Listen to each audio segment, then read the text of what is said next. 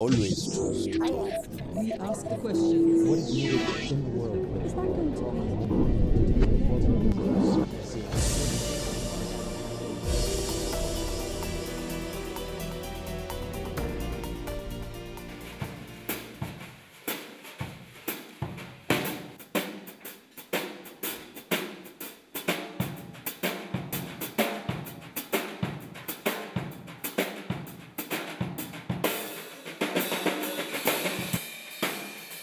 Steve Gadd, ime koje se u svetu muzike izgovara sa velikim poštovanjem.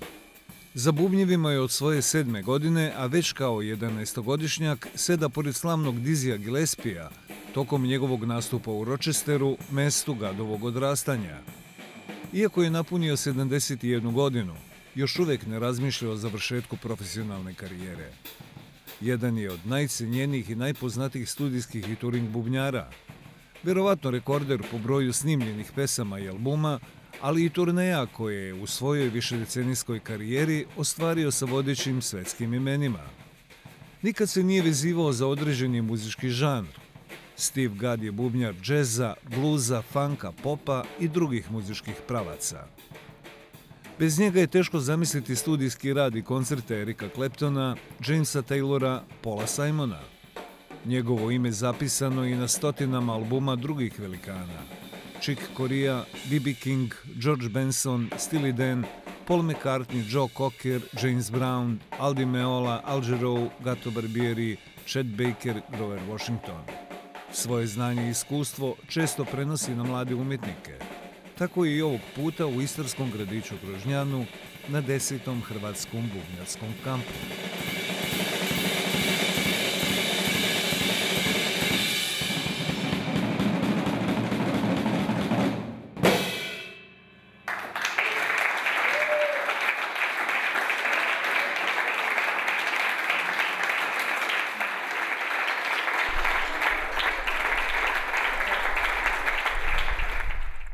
Mr. Gadd, have you ever been here in history of Croatia? How do you feel and do you like this place? I've never been here before, but I love it. It's beautiful. And my wife is here with me. And, and after the drum camp, we're going to go to the sea for maybe 4 days, and I'm looking forward to that too. It's beautiful. It's spectacular. I love it. And what do you think about camp and the young drummers? It's fabulous. The young drummers, it's great to meet them and see their enthusiasm. The people in the town are really nice, so I'd love to come back here. After all the years of touring and recording, you didn't diminish your passion and energy. How do you explain it? What keeps you going? I love playing music, and I get the opportunity. I'm playing with some great people. You know, I work a lot with James Taylor, and sometimes with Eric Clapton, and sometimes with Chick Corea, and sometimes with my own band. And they're all different kinds of music, but it's all music that I love with people that I love. And so that inspires me. The music's inspiring. And the playing the show is the easy part.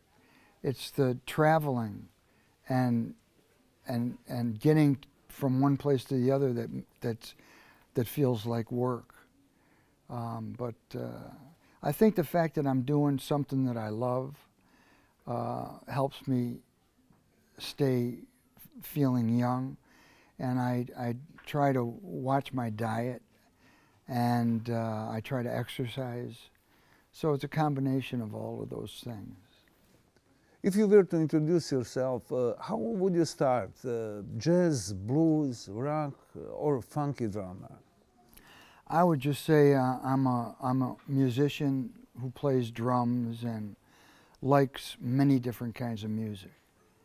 I'm challenged by many different kinds of music.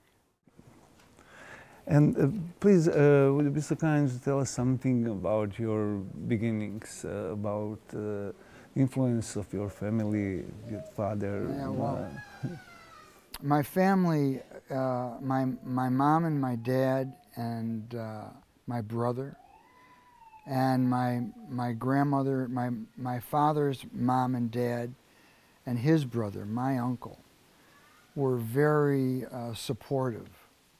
I had a great childhood with really loving parents and grandparents, and my uncle was a drummer in high school, and when I was 3, he gave me a pair of drumsticks and a little round piece of wood to practice on, and he showed me some things, and I'd copy them, and we'd play along with records together. So it was a great way to grow up.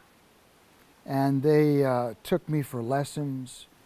They took me out to hear bands play, and it was a great way to grow up. I had a great childhood. Which kind of music do you prefer in that time? You know, I like all different kinds. If the players are good and the music's good, it's okay with me. You have also experience from military orchestra. I was in the Army for 3 years, and I was in an Army band, and it was sort of like a Buddy Rich or Woody Herman kind of band, a big band. So they were good musicians, and it was good duty. I didn't want to be in the Army, but I had to, and that was the best way for me to do it. And I did a lot of sight reading in the Army, so my reading of music improved, and made some good friends. I look back on it, with good memories. Your beginnings are in jazz. How did that experience channel your artistic curiosity? Oh, I mean, my uncle bought a lot of jazz albums for me to listen to, and they took me to hear many different bands. And in Rochester, New York, where I grew up, when I was young, they had many clubs in town, many jazz clubs. And one club in particular brought Gene Krupa through, and Dizzy Gillespie, and Charlie Ventura, Art Blakey, Oscar Peterson, Kay Winding. And it was a little club, and I could sit really close to the bandstand and watch the drummers. And on Sunday afternoons they had matinees, and they would let young musicians sit in. So I had an opportunity to play with those guys, and it was fantastic. And Chuck Mangione and his brother Gap were also in Rochester, and they were at the same club at the same time. So it was fantastic, and it was all about listening to jazz and sitting in and playing jazz, and we met the musicians. It was inspiring. Do you remember all the people you worked with? I mean, I think I do. You know what I mean? I still work with some of them. I remember more the people that I've worked live with than the people I just did recording with. You know what I mean? Like, if I did a record and then we toured, like, I have more of a relationship with those people rather than people I just recorded with. So the road brings people closer together, and I'm still friends with a lot of those people. And how many albums? I never figured it out, but a lot of them. The recording industry was doing very well in the 70s and 80s, and there was a lot of work, good times. I've heard once that was 600 albums. Is correct or I'm not sure. approximately? But yeah, probably that sounds about right. It's difficult to adapt in different styles, different genres. I didn't find it difficult because I was inspired to do it. I like different kinds of music, and if I didn't know how to do it, I would listen to other people that knew how to do it and try to learn from them and copy them. And it was a good way for me to learn. And I grew up listening to a lot of different kinds of music, and I enjoyed it. So I think the fact that I love different kinds of music so much made it easier for me to adapt.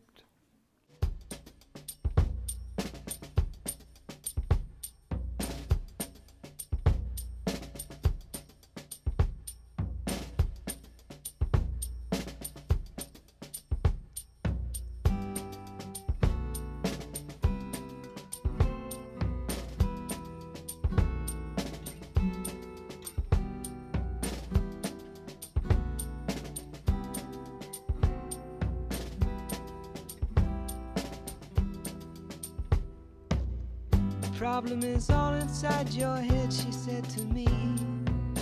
The answer is easy if you take it logically. I'd like to help you in your struggle to be free. There must be 50 ways to leave your lover. Millions of people knows 50 ways to leave your lover by Paul Simon. Whose idea was iconic intro? Could you tell us this story? Well, I was working with Paul Simon, and Phil Ramone was the producer. And it's always like a group effort. The producer has ideas, the artist has ideas, and they want the musicians' ideas too. So it was just, we just tried different things, and actually part of the song came together very quickly, but the beginning part we were having, they just didn't, it didn't feel right the way we first started doing it. And when they were listening to a playback, I was in the drum booth and I was practicing different things. I was practicing sort of a little military feel. And they heard that and thought maybe we should try that. So it was a combination of all of us. That's that. That's one. And so famous after that. There is interesting story with Steely Dan's Asia. They had drummer recording, if I heard good, but finally they call you to finish that album. What was the story, please? No, I think it was for the song Asia, and it was a live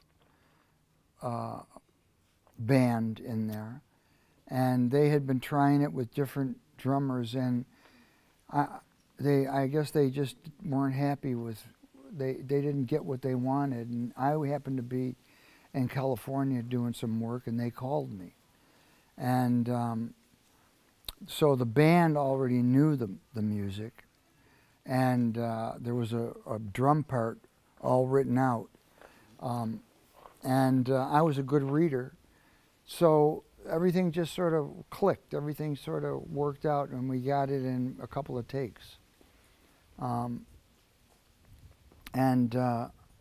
They asked me they wanted it, excuse me, to get a little bit crazy at the end. And back in those days, when recording musicians playing pop music didn't really try to be busy. You tried to be simple, and it was sort of it was sort of different for them to want it to be more busy. And but you know, they asked me to do it, and I went for it, and it's what they wanted. So I think the communication was a big part of it, and the fact that I was able to, you know, stretch out a little bit at the end was exactly what they were looking for. But they didn't know how to ask for it, really, you know, so we just had to, you know, they might have said, you know, make it a little bit crazy at the end. And you don't really know what that means. You have to try different things. So the things I tried worked out.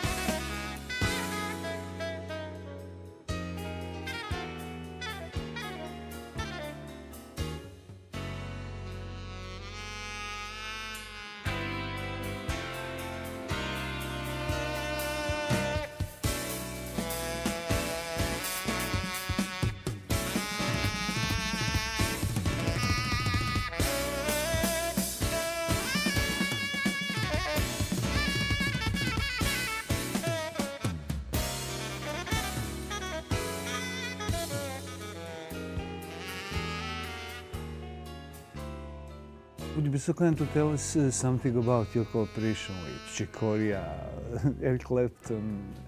A lot of names, great names. Yeah, I mean, I feel very fortunate. I am very fortunate to know these people and to have, you know, to play music with them. I feel like they make me grow. They help me play better. You know, they're at such a high level that you have to rise to the occasion, and I feel like I've learned a great deal from all of those people.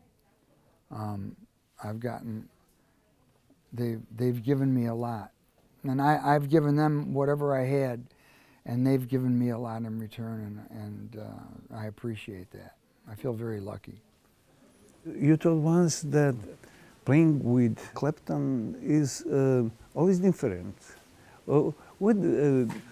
Not always the same every night when you are touring. We're touring with Clapton. Do you notice the changes from night to night in your gig, in concert? No, I mean, some nights feel better than others.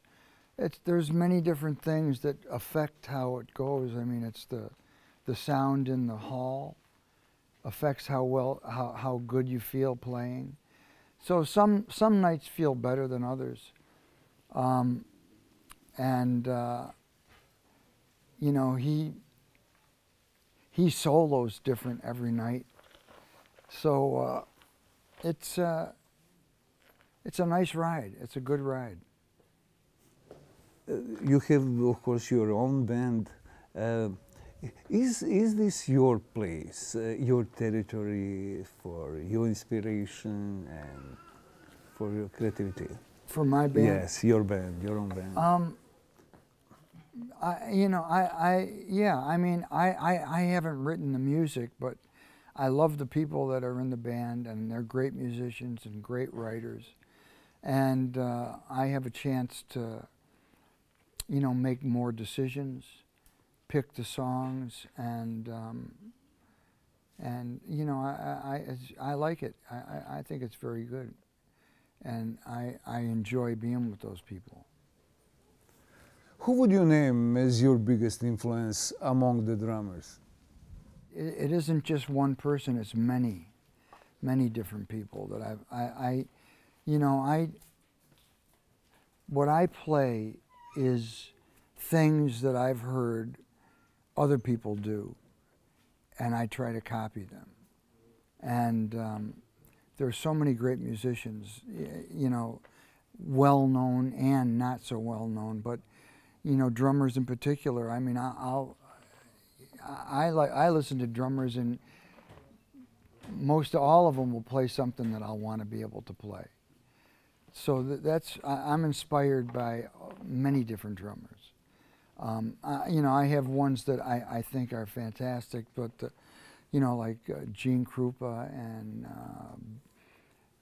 Buddy Rich, and Louis Bellson, Elvin Jones, Tony Williams, Art Blakey, Max Roach, Philly Joe Jones, Papa Joe Jones, Jack DeJohnette, Jimmy Cobb was great.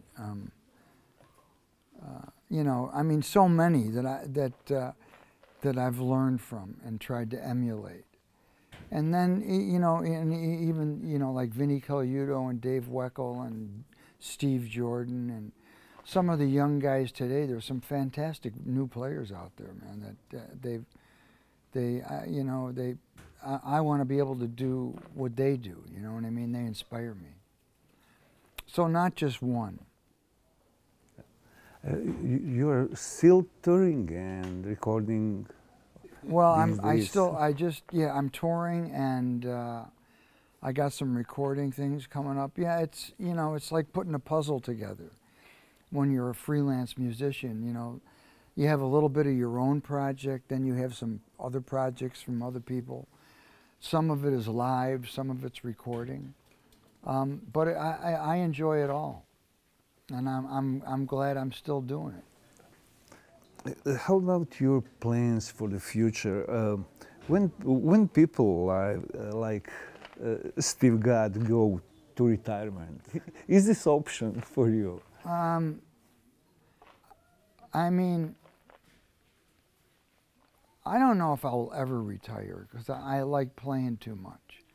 But you know, maybe I'll take a little bit more time, you know, for myself and for my wife, because on the road for many years, the kids grow up and time goes by and I haven't spent as much time as I'd like with my family. So I wanna spend more time with them and do some more things with my wife that we didn't get a chance to do when I was working. So, but I'll still try to, you know, I'll try to work and have social time, try to work that in together, you know what I mean? So I'll still continue to play, I hope.